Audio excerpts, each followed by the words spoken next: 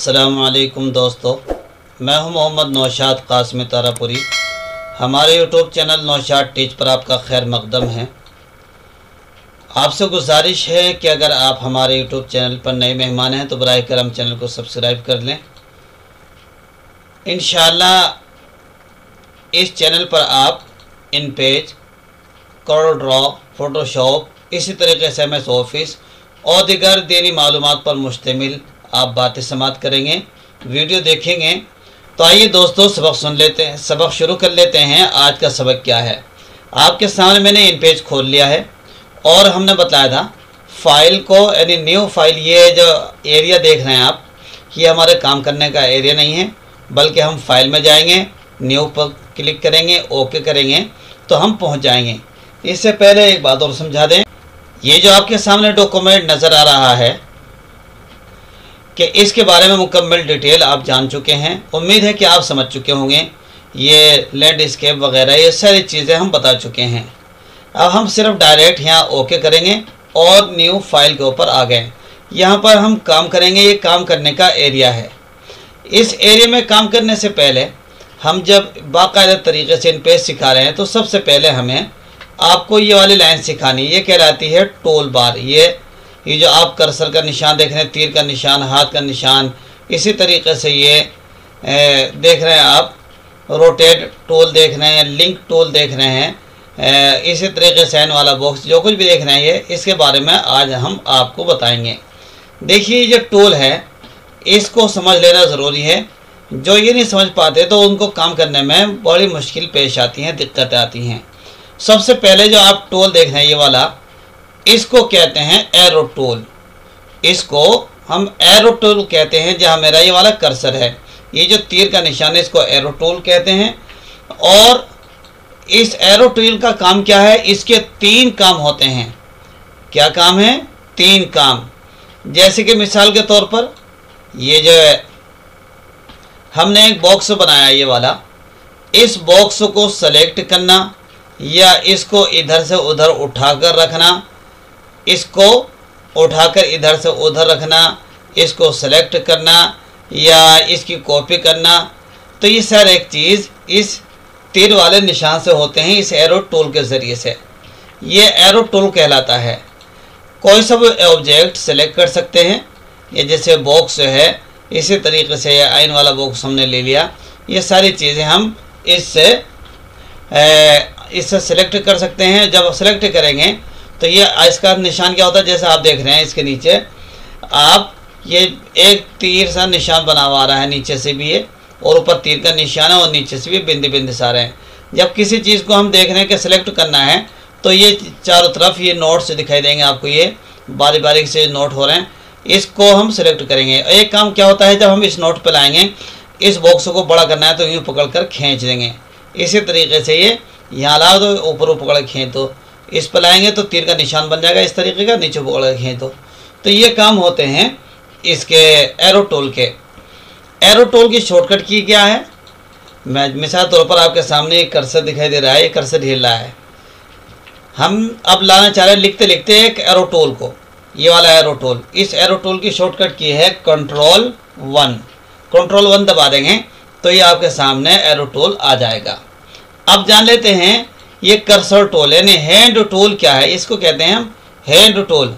कभी लिखते लिखते धोखे से ये एरो टूल आ जाता है तो फिर परेशान हो जाते हैं कि लिखने वाला कर्सर कहाँ भाग गया। तो घबराने की ज़रूरत नहीं है। आप इनडायरेक्टली अगर इस तरीके का आपके सामने आने लगे तो अब आप बिल्कुल डायरेक्ट कंट्रोल के साथ में 2 दबा देंगे तो खुद ब खुद हैंड टूल आपके सामने आ जाएगा। ये जैसे का आ गया। इसका काम क्या है, यानी कि हैंड टूल, इसको हम इसके ज़रिए से लिखा करते हैं और ये लिखाई मोड के अंदर आ जाता है। जैसे हमने लिखा बिस्मिल्लाह, तो ये राइटिंग मोड के अंदर आ चुका है। मैं लिख देता हूँ, मैं मोहम्मद नौशाद कासमी तारापुरी।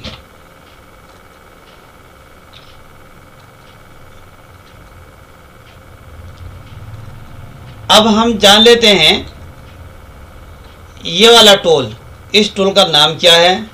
आप देखेंगे इस टूल का नाम क्या है, इस टूल का नाम है रोटेट टूल। इसको हम रोटेट टूल कहते हैं, यानी कोई सही बॉक्स हो उसको रोटेट कर लेंगे। जैसे मिसाल के तौर पर हमने ये वाला बॉक्स लिया, अब हम चाह रहे हैं इसको घुमा दें, तो इस पर क्लिक करेंगे और घुमाने वाला आ जाएगा। फिर इस तरीके से हम चारों तरफ को जहाँ चाहें वहाँ घुमा सकते हैं। जैसे कि आप ये देख रहे हैं, ये घूम गया, थोड़ा सा इधर कर लिया, इधर कर लिया, तो ये सारे घूमने के लिए होते हैं, इसको कहते हैं रोटेट टूल। अब हम उमूमन इसके ज़रिए से नहीं घुमाते हैं। जैसे कि आप यहाँ अगर देखेंगे, जहाँ मेरा कर्सर है ऊपर की तरफ मैं दिखा देता हूँ, ये नंबर हैं, ये नंबर आ रहे हैं 29.788। मैं इसको कर देता हूँ 00। ये बॉक्स हमारा बिल्कुल सीधा हो गया, देखा आपने, ये बॉक्स हमारा बिल्कुल सीधा हो गया। अब हम इसके ऊपर हम कह देते हैं 45 डिग्री, थोड़ा सा घूम गया। फिर इसी तरीके से हम यहाँ कर देते हैं 90 डिग्री, तो ये बिल्कुल खड़ा हो गया जो लिटा हुआ था। हम करते हैं इसको 60 डिग्री, तो ये इस तरीके से रोटेट हो गया। तो इस तरीके से ये काम करता है, इसको कहते हैं रोटेट टूल। यहाँ से उमूमन जितनी ज़रूरत होती है उतने हम घुमा लेते हैं, इसकी ज़रूरत कहाँ पड़ती, जैसे कोई हम किराम चार्ट बना रहे हों, इम्तिहान का नक्शा बना रहे हों, वहाँ पर इसकी ज़रूरत पेश आ जाती है। ये जान गए आप रोटेट टूल। ये क्या चीज़ है, इसको कहते हैं हम लिंक टूल। लिंक टूल का क्या मतलब है, हम लिंक टूल भी समझा देते हैं। मिसाल के तौर पर मैंने ये एक बॉक्स लिया, लिंक टूल को समझने के लिए हमें ये करना पड़ेगा। हमने लिया, अब आप देखिए जो वहाँ लिखा हुआ था बिस्मिल्लाहिर्रहमानिर्रहीम और मोहम्मद नौशाद कासमी तारापुरी, ये इस बॉक्स के अंदर डाला, लेकिन यहाँ रेड लाइन आ गई। अब मैं एक बॉक्स और बना लेता हूँ इसके साथ में, यहाँ मैंने एक बॉक्स और बना लिया। अब मैं चाह रहा हूँ इस बॉक्स के अंदर जो बाकी रह गया वो इसके अंदर आ जाए, तो हम क्या करेंगे, इसको लेंगे और एक यहाँ मरतबा क्लिक कर देंगे, एक क्लिक यहाँ कर देंगे, तो वो आप देख रहे हैं कि यहाँ पर वो आ गया इस बॉक्स के अंदर। और मैं थोड़ा सा और लिख दूँ, आप देख रहे हैं नौशाद टीच। अब देखिए जो मैंने लिखा वो दूसरे बॉक्स, वो इसके अंदर जगह नहीं रही, वो इसके अंदर आज आपके अंदर शो नहीं कर रहा। तो मैं सोचना चाह रहा हूँ अब जो बाकी रह गया वो इसमें आ जाए, तो फिर हम इसका सारा लेंगे, यहाँ क्लिक करेंगे और फिर यहाँ ले आएंगे, तो बाकी जो आ गया, बाकी देखिए इस तीसरे वाले बॉक्स में आ गया। आप देख रहे हैं नौशाद टीच। तो ये समझ गए होंगे कि इस तरीके से हम लिंक करेंगे। अब हम चाह रहे हैं कि ये अनलिंक कैसे हो, ये ख़त्म कैसे हो, तो इसको क्लिक करेंगे, यहाँ दबा दो, यहाँ का मैटर उसमें पहुँच गया, फिर यहाँ करो, फिर उसके अंदर मैटर पहुँच गया और ये हो गया ख़त्म।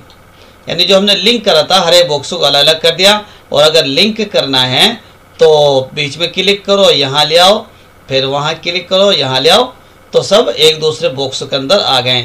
तो इसकी कहाँ ज़रूरत पड़ती है, हम बताएंगे कि जब मास्टर पेज के अंदर हम किताब के सफ़े सेट करते हैं या कोई किताब बनाते हैं कि दोनों पेज हमारे आमने सामने हों, तो वहाँ पर इस लिंक टूल की ज़रूरत पेश आती है।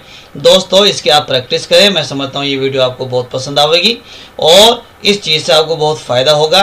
दोस्त हमारे साथ बंधे रहें, इंशाअल्लाह धीरे धीरे ऐसे बताते चले जाएंगे। कल से हम सीखेंगे दूसरे वाले बॉक्स। तब तक के लिए अलविदा।